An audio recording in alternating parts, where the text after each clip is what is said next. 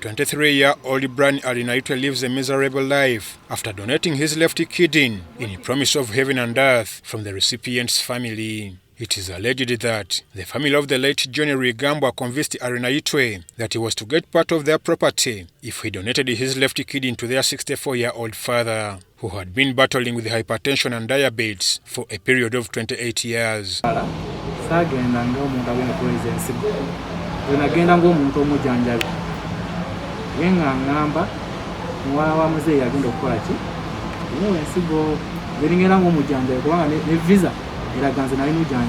According to medical reports and documents, it is evident enough that Brian Arinaitwe donated his left kidney.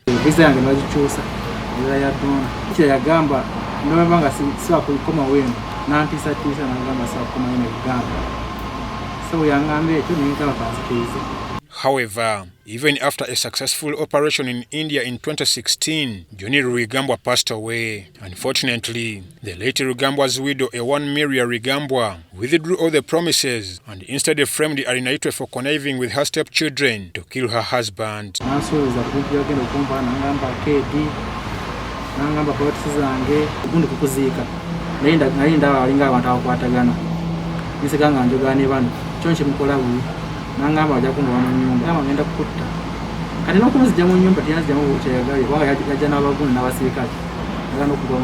Johnson Trinomogisha, one of the family members, says the family willingly made an agreement to give Arinaitwe part of their property in exchange for his donated kidney to the late Rwigambwa. To donate a kidney to my dad, the promise was done. Now we are in court battling with our stepmother, thinking that we are fighting against her.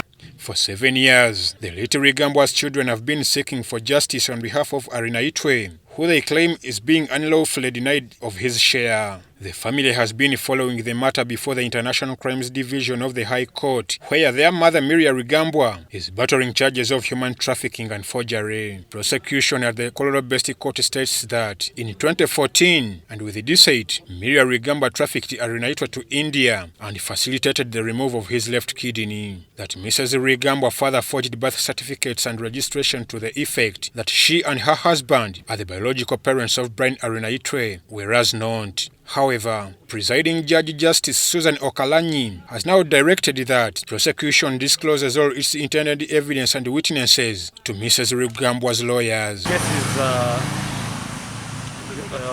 trafficking in person. We came for scheduling. The matter has been fixed for 7th December for scheduling and disclosure.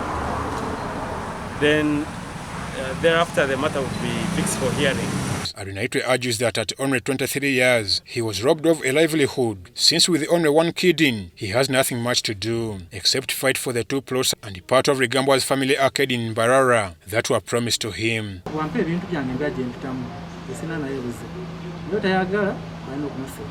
Ivan Juko, Wycliffe Mudach, UBC News.